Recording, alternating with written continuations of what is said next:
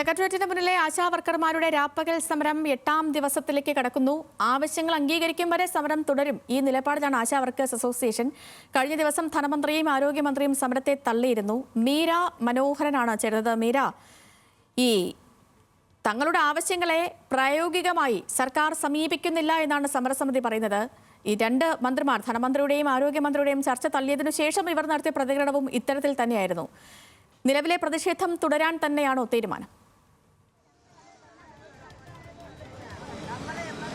സേതു സൂചിപ്പിച്ച പോലെ തന്നെ നിലവിൽ ഈ ഒരു പ്രതിഷേധം ശക്തമായി തന്നെ തുടരാനാണ് ഈ സംഘടനയുടെ തീരുമാനം. കഴിഞ്ഞ ദിവസം മന്ത്രിയുമായി ഉൾപ്പെടെ ചർച്ച നടത്തിയിരുന്നു. ഈ സാഹചര്യത്തിൽ ഈ ചർച്ച പൂർണ്ണമായും പരാജയമായിരുന്നു. മാത്രമല്ല, കഴിഞ്ഞ ദിവസം ധനമന്ത്രിയും വീണ ജോർജും ഉൾപ്പെടെ ഈ വിഷയത്തിൽ പ്രതികരിച്ചിരുന്നു. ഇവരുടെ സമരത്തെ തള്ളുന്ന രീതിയിലായിരുന്നു ആ പ്രതികരണം. ഈ ആശാവർക്കർമാരുടെ ഈ സമരത്തിന് പിന്നിൽ ആരോ ഉണ്ട്, ഈ ഇവരെ കുത്തിയിളക്കി വിടുന്നു എന്നുള്ള തരത്തിലുള്ള ഒരു പ്രതികരണമായിരുന്നു ഉണ്ടായിരുന്നത്. ഇപ്പോൾ നമുക്ക് ഈ പ്രതിഷേധത്തിന്റെ ആശാവർക്കർമാർ നമ്മളോട് പ്രതികരിക്കുന്നുണ്ട്.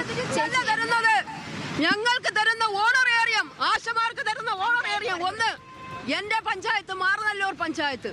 പക്ഷേ എന്റെ പഞ്ചായത്തിലെ ഞങ്ങളോടൊപ്പം ആയിരിക്കുന്ന ഡോക്ടറും ഞങ്ങളുടെ JPHമാരും JHമാരും HIമാരും ഞങ്ങളുടെ വേദനകൾ അവർ മനസ്സിലാക്കുന്നുണ്ട്. പക്ഷേ ഞങ്ങൾക്ക് സഹായിക്കാൻ പറ്റുമോ? എങ്കിലും പലപ്പോഴും പലരും ഞങ്ങളെ തന്ന് സഹായിക്കുകയാണ് ചെയ്യുന്നത്. ഞങ്ങൾ ധനമന്ത്രിയൊക്കെ പറഞ്ഞു കേട്ടോ, നിങ്ങൾക്ക് പിന്നിൽ മറ്റു ആരൊക്കെയോ കുത്തിയിളക്കി വിടുന്നു. ഞങ്ങൾ ആരെയും കുത്തിവിളക്കി വിടുന്നതല്ല. ഞങ്ങളുടെ വിശപ്പിന്റെ വിളി കൊണ്ട് ഞങ്ങൾ ഇതാ ഇവിടെ ആയിരിക്കുന്നു.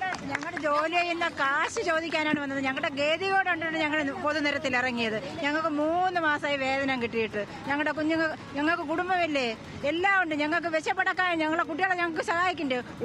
3 മാസത്തോളം ഞങ്ങളുടെ വേതനം തന്നിട്ട് ആ ഗതികേട് കൊണ്ടാണ് ഞങ്ങളിപ്പം പൊതുനിരത്തിൽ ഇറങ്ങി. ആരും ഞങ്ങളുടെ കുത്തി ചൊലുത്തി കൊണ്ടുവന്നതല്ല. ഞങ്ങളുടെ സോമാനശാലയാണ് ഇതിലേക്ക് മുന്നോട്ട് വന്നത്.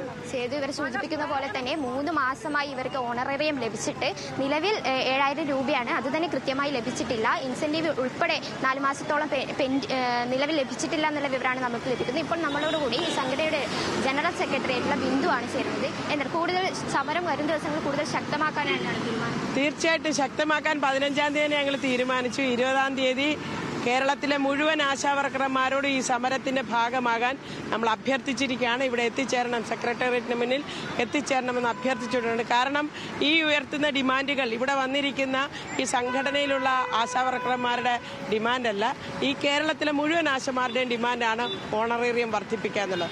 അത് മുടക്കം കൂടാതെ എല്ലാ മാസവും ഇവിടുത്തെ ആരോഗ്യമന്ത്രി ശമ്പളം വാങ്ങിക്കുന്ന ദിവസം ആരോഗ്യമന്ത്രിക്ക് കീഴിൽ പണിയെടുക്കുന്ന ആശാവർക്കർമാരുടെ ശമ്പളം ആ ദിവസം കൊടുത്തു എന്ന് മന്ത്രി ഉറപ്പാക്കണം. അത് ഇവിടുത്തെ കേരളത്തിലെ മുഴുവൻ ആശാവർക്കർമാരുടെയും ആവശ്യകതയല്ലേ. 62 വയസ്സായി പിരിഞ്ഞു പോകണമെന്ന് ആവശ്യപ്പെടുമ്പോൾ 5 ലക്ഷം രൂപ ഒരു വിരമിക്കൽ ആനുകൂല്യമായി അതൊരു മിനിമം എമൗണ്ടാണ് ആവശ്യപ്പെടുന്നത്. അത് ഈ കേരളത്തിലെ മുഴുവൻ ആശാവർക്കർമാരുടെ ആവശ്യകതയല്ലേ. ഇനി ഏതെങ്കിലും തരത്തിലുള്ള ചർച്ചകളെ കുറിച്ച് എന്തെങ്കിലും അറിയിപ്പ് ലഭിച്ചിട്ടുണ്ടോ? നമുക്ക് ഇതുവരെ ചർച്ചകളെ കുറിച്ച് ഒരു അറിയിപ്പും കിട്ടിയിട്ടില്ല. ചർച്ചയ്ക്ക് വിളിക്കുമെന്ന് തന്നെയാണ് ഞങ്ങൾ പ്രതീക്ഷിക്കുന്നത്. ASHA worker association general secretary ആയിരുന്നു പ്രതികരിച്ചത്. നിലവിൽ ഇവിടെ ആവശ്യങ്ങൾ ഈ ഓണറേറിയം വർദ്ധിപ്പിക്കുക, വേതനം വർദ്ധിപ്പിക്കുക, കൂടാതെ ഇൻസെന്റീവ് ഉൾപ്പെടെയുള്ള ആനുകൂല്യങ്ങൾ കൃത്യസമയത്ത് നൽകുക തുടങ്ങിയവയായിരുന്നു ഇവരുടെ ആവശ്യങ്ങൾ. ഇത് കൂടാതെ പിരിച്ചുവിടുന്ന സമയത്തുള്ള ആനുകൂല്യങ്ങൾ വർദ്ധിപ്പിക്കുക എന്നുള്ള ആവശ്യങ്ങൾ ഇവർ മുന്നോട്ട് വയ്ക്കുന്നുണ്ട്.